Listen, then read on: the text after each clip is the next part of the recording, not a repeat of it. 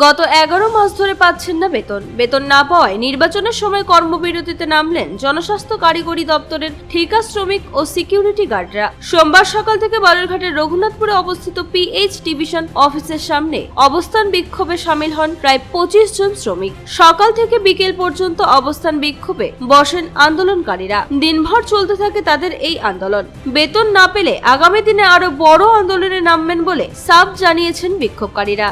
কর্মীদের অভিযোগ, তারা 11 মাসের বেতন পাবে, কিন্তু দীর্ঘদিন ধরেই এই বেতন দেওয়া নিয়ে তালবাহানা করছে সংশ্লিষ্ট দপ্তর। এ নিয়ে একাধিকবার জেলা শাসক থেকে শুরু করে পিএইচ দপ্তরের এক্সিকিউটিভ ইঞ্জিনিয়ারকে একাধিকবার চিঠি দেওয়া হয়েছে। এমনকি কলকাতাতেও সংশ্লিষ্ট দপ্তরের অফিসে গিয়ে দেখা করে এসেছেন কর্মীরা, কিন্তু এখনো তার সুরাহা হয়নি। তাই আজ থেকে 25 জন কর্মী কর্মবিরতি শুরু করেছে, যা লাগাতার চলবে বলে আন্দোলনকারীরা সাফ জানিয়েছেন। এদিকে এ বিষয়ে পিএইচ দপ্তরের এক্সিকিউটিভ ইঞ্জিনিয়ার শুভব্রতকর বলেন, ওই কর্মীরা সিকিউরিটি এজেন্সির মাধ্যমে বেতন পেয়ে থাকে, তাই ওই কর্মীদের বেতন দেওয়া নিয়ে কিছু সমস্যা হয়েছে। এজেন্সির সাথে কথা বলে আমরা মেটানোর চেষ্টা করছি, আশা করছি দ্রুত এই সমস্যা মিটে যাবে। আজকে আপনারা কর্মবিরতি করছেন, আপনারা কারা এবং কেন, কি করছেন এখানে? আমরা পিএইচিতে ঠিকা শ্রমিকের ইয়েতে আমরা মানে সিকিউরিটি গার্ডে কাজ করি। হ্যাঁ, আমাদের বিগত 11 মাসের বেতন আমরা বকেয়া আছে, তার দাবিতে আমরা কর্মবিরতি করছি। কবে থেকে বেতন পাচ্ছেন আপনারা? এটা 2024 থেকে শুরু হয়েছে, 24, 25, 26 টোটাল মিলিয়ে 11 মাস। কতদিনের জন্য এই আন্দোলন করছেন, এটা করবেন? সেটা আমরা এখনও সঠিকভাবে বলতে পারবো না। আগে আমাদের কেবল আজকে প্রথম দিন শুরু হোক, সবাই এক জায়গায় হয়েছি, আমরা সবার সম্মতি নিয়ে যাওয়া হবে, কাজ করা হবে। আপনার নাম? আমার নাম জিতেন্দ্রনাথ কুণ্ডু। কি দায়িত্বে আছেন? আমি কোনো, আমরা সবাই একই। আপনারা কি ধরনের কাজ করেন এখানটায়? কন্ট্রাকচুয়াল কি কাজ করতে হয় আপনাদের?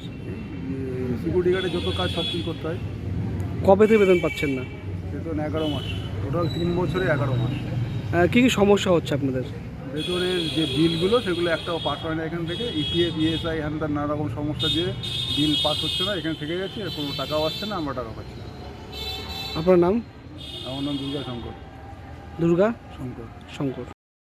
আপনারা কতজন এখানে কাজ করেন এবং কি সমস্যা হয়েছে? আমাদের এখানে আমরা 25 জন কাজ করছি।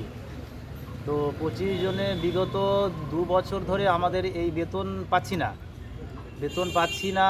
সেটা হচ্ছে বলে আমাদের যে এক্সিকিউটিভ ইঞ্জিনিয়ার আছেন, তিনি আমাদের বিভিন্ন এই 2 বছরে বিভিন্ন সময়ে বিভিন্নভাবে আমাদেরকে অ্যাকচুয়ালি শুধু ঘুরিয়ে আমাদের এই জায়গা নিয়ে এসছে। কখনও বলেছে যে এই মাসে হবে, কখনও বলেছে ওইভাবে হবে, কখনও বলেছেন পরের মাসে হবে। এই করতে করতে আমাদের পুজোর মাসে নিয়ে এসছে। পুজোর মাসে নিয়ে আসার ফলেও সেই মাসেও আমাদের বেতনের ব্যবস্থা করতে পারেনি।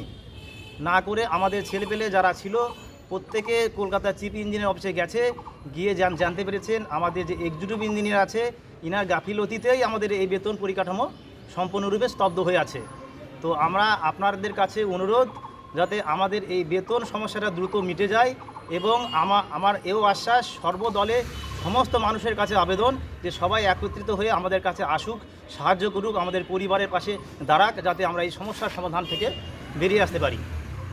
আপনারা এখানে কি মূলত কি করবেন এখানটায় আজকে থেকে আমাদের মূলত এখানে আমাদের কর্মবিরতি চালু হয়েছে।